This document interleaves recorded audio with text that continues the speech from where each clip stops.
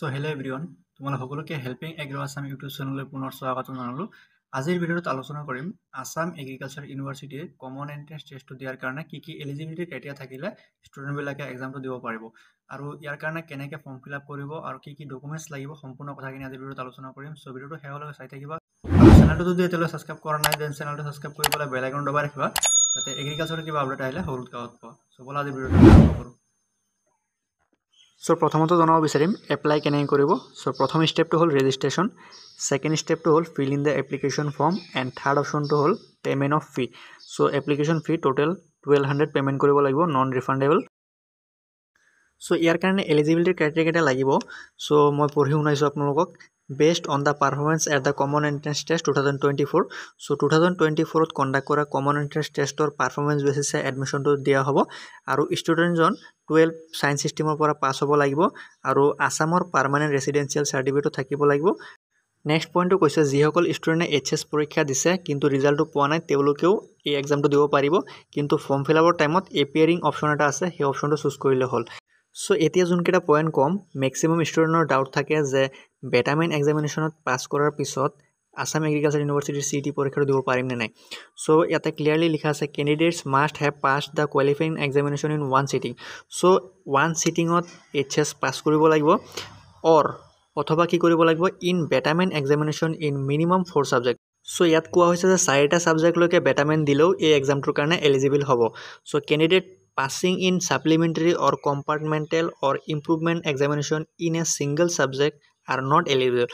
চ' ইয়াত কোৱা হৈছে যদি এটা ছাবজেক্টত ছাপ্লিমেণ্টেৰী বা কম্পাৰ্টমেণ্টেল এক্সাম দি পেলাই পাছ কৰে দেন সেইজন ষ্টুডেণ্ট এইটো এক্সামৰ কাৰণে এলিজিবল নহ'ব। To become eligible for admission into various degree program of the university, a candidate must have passed in all the subjects separately for theory and practical in the qualifying examination. চ' ইয়াত কোৱা হৈছে যে theory আৰু practical দুয়োটাত separately pass কৰিব লাগিব। যদি কোনোবা ষ্টুডেণ্টে থিয়ৰীত ফেইল কৰি পেলাই প্ৰেক্টিকেল আৰু থিয়ৰী মিলি পেলাই পাছ কৰে দেন তেওঁ এলিজিবল নহয়। চ' থিয়ৰী আৰু প্ৰেক্টিকেল দুয়োটাত ছেপাৰেটলি পাছ কৰিব লাগিব।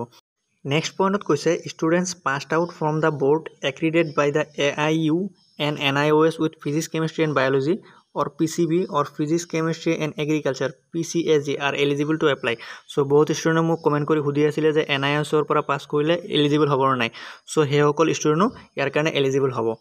চ' থাৰ্ড পইণ্টটো আমাৰ আছামৰ ষ্টুডেণ্টৰ কাৰণে নহয়। চ' যদি কাৰোবাৰ জানিব মন থাকে দেন পাৰ্চনেলি সুধিব পাৰা। চ' ইমানখিনি আছিলে ইয়াৰ এলিজিবিলিটিৰ ক্ৰাইটেৰিয়া। আৰু এজ লিমিটৰ ওপৰত যদি আমি ক'ব যাওঁ, a candidate for undergraduate degree programme shall be at least 16 years of age on 1/9/2024। So' minimum 16 years হ'লে এইটো এক্সাম দিব পাৰিব। চ' এখন হ'ল আছাম এগ্ৰিকালচাৰ ইউনিভাৰ্চিটিৰ ফৰ্মেটত গেপ চাৰ্টিফিকেট। চ' যিসকল ষ্টুডেণ্টে HS দিয়াৰ পিছত 1 বছৰ বা 2 বছৰ গেপ দিছে তেওঁলোকৰ এইটো চাৰ্টিফিকেট লাগিব আৰু ফৰ্ম ফিল আপৰ টাইমত এইটো কম্পালচৰি নহয়। যদি কোনোবা ষ্টুডেণ্টে ফৰ্ম ফিল আপত ছাবমিট কৰিব নোৱাৰে দেন কাউন্সেলিঙৰ টাইমত এই গেপ চাৰ্টিফিকেটটো লৈ গ'লেই হ'ল। চ' এইটো হ'ল আছাম এগ্ৰিকালচাৰ ইউনিভাৰ্চিটিৰ মেডিকেল ফিটনেছ চাৰ্টিফিকেটৰ ফৰ্মেট। চ' এইখন চাৰ্টিফিকেট যদি কোনোবা ষ্টুডেণ্টে ফৰ্ম ফিল আপৰ টাইমত ছাবমিট কৰিব নোৱাৰে দেন কাউন্সেলিঙত লৈ যাব লাগিব আৰু এই চাৰ্টিফিকেটটো কম্পালচৰি হয় সকলো ষ্টুডেণ্টৰ কাৰণে, ফ্ৰেছাৰ্ছ হওক বা ড্ৰপাৰ হওক। চ' এই চাৰ্টিফিকেটটো নিয়াৰ বাই মেডিকেল হস্পিটেলৰ পৰা ছাইন কৰাই আনিব লাগিব। চ' এতিয়া জনাম ফৰ্ম ফিল আপৰ টাইমত কি ডকুমেণ্টছ লাগিব। চ' প্ৰথম ডকুমেণ্টছটো লাগিব HS আৰু HSLC মাৰ্কশ্বিট। ছেকেণ্ডটো লাগিব age proof certificate. So' age proof চাৰ্টিফিকেটৰ কাৰণে বাৰ্থ চাৰ্টিফিকেট অথবা ক্লাছ 10ৰ এডমিট কাৰ্ডটো ছাবমিট কৰিব পাৰিবা।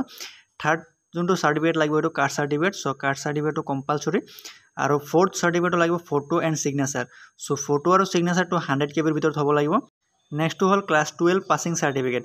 চ' যিসকল ষ্টুডেণ্টে CBSEৰ পৰা পাছ আউট হৈ আহিছে চ' তেওঁলোকৰ পাছিং চাৰ্টিফিকেট বেলেগকৈ নাথাকে, মাৰ্কশ্বিটৰ লগতে ইনক্লুড থাকে। চ' মাৰ্কশ্বিটটো ছাবমিট কৰিলে হ'ল। আৰু নেক্সট হ'ল gap certificate, medical fitness certificate আৰু PRC। চ' এইকেইটা কম্পালচৰি নহয়। তোমালোকে যদি ফৰ্ম ফিল আপৰ টাইমত দিব নোৱাৰা দেন তোমালোকে কাউন্সেলিঙত লৈ গ'লেই হ'ল। চ' ইমানখিনি চাৰ্টিফিকেট হ'লে তোমালোকে আছাম এগ্ৰিকালচাৰ ইউনিভাৰ্চিটিৰ ফৰ্ম ফিল আপ কৰিব পাৰিবা। চ' ইয়াৰ ওপৰত যদি কিবা ডাউট থাকে দেন মোক কমেণ্ট কৰি তোমালোকে সুধিব পাৰিবা, মই নিশ্চয় হেল্প কৰিবলৈ ট্ৰাই কৰিম। চ' ভিডিঅ'টো ভাল লাগিলে ভিডিঅ'টো শ্বেয়াৰ কৰিবা আৰু চেনেলটো ছাবস্ক্ৰাইব কৰি পেলাই বেল আইকন দবাই ৰাখিবা যাতে এগ্ৰিকালচাৰৰ কিবা আপডেট আহিলে সৰুত গাঁৱত পোৱা। চ' ভিডিঅ'টো সম্পূৰ্ণ চোৱাৰ কাৰণে ধন্যবাদ।